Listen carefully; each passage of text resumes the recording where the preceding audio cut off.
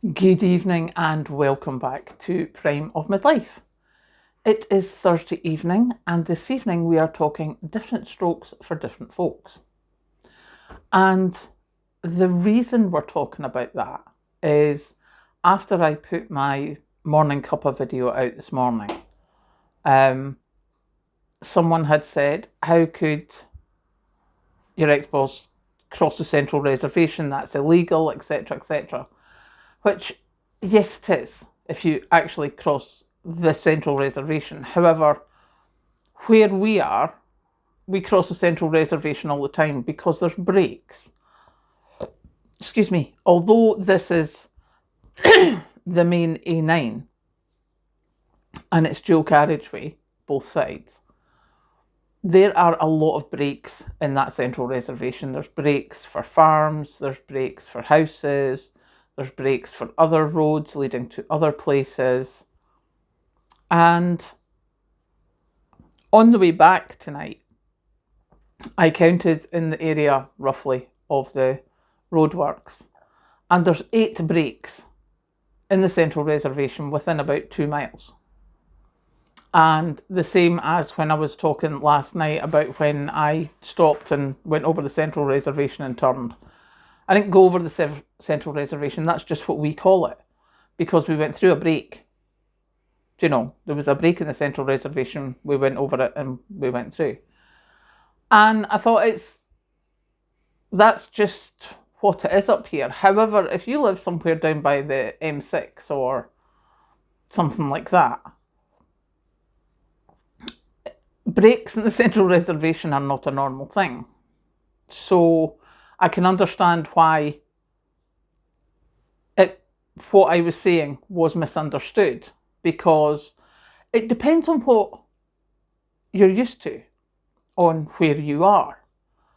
And it's the same I was thinking of, well, looking at where we are here. I'm in a tiny village, and there's like someone's front room's been turned into a shop, which is quite an expensive shop, so I don't particularly use, well, I don't think I've used it in over a year, and probably used it twice in like 3 years.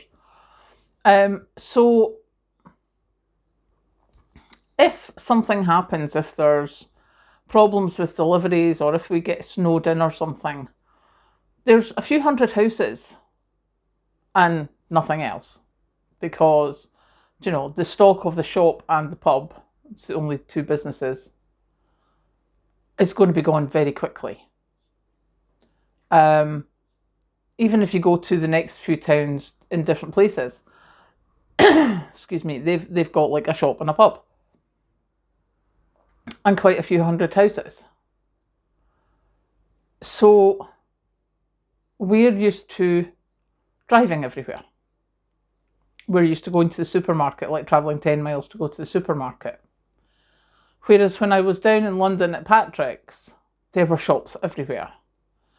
And it was quite telling, although I didn't pick it up at first, that when he was up and I was like, oh, we're going to go through to Glasgow or Edinburgh or whatever, he said, that's 50 miles. What on earth? And I was like, yeah, 50 miles straight down the A9. So that takes about an hour. Now, to do 50 miles from where Patrick was in London, or basically anywhere in the centre of London, because he was relatively central, it takes you 2 hours to get out to the M25. And then you've still got to get off the M25 and get out onto actual roads. So if we were doing 50 miles, you're talking 2 to 3 hours. Which of course is what he was thinking when I was saying, yeah, it's 50 miles. Me, it's an hour down the road, straight line, dual carriageway, no problem. So it just shows you how easily it is either to misunderstand something or to not understand how the difference in where people are makes a difference to what they do.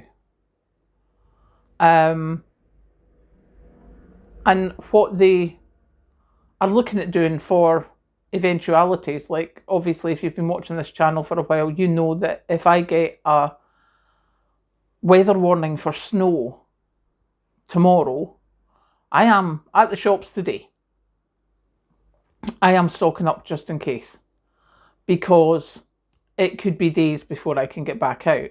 That hasn't happened so much recently, but it's Scotland, you just never know. So for me, I need to be travelling 10 miles. If I'm snowed in, there's no chance in that happening. But for someone in the city, yeah, it's snowy, it's a pain, but it doesn't mean they can't go and get some food. Whereas here, it means you can't go and get some food. So it's definitely different for everybody.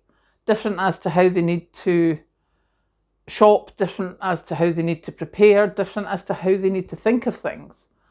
We have some people who watch from different areas in the world and their temperatures are like, oh, shoot me now. They've got AC machines and stuff because the temperatures are so hot. I have never got to that stage. It's not that hot here. I still moan about the heat, obviously, but it's not anywhere near like we're hearing from people in different parts of the world. So, yeah, it just made me think it's very interesting to see just how different people manage depending on their situation, depending on where they are, depending on what's available. So, yeah, that's just my thought for today, is whatever you're thinking, and what you may think is a very obvious thing, like for me saying crossing the reservation, the central reservation here, does not mean actually driving over the top of the central reservation. It means going through a cut through. But there's a lot of people who don't have that. They're in an area where the roads don't have as many cut throughs. So yeah, that's my thought for today.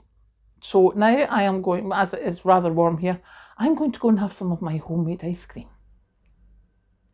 Catch you later.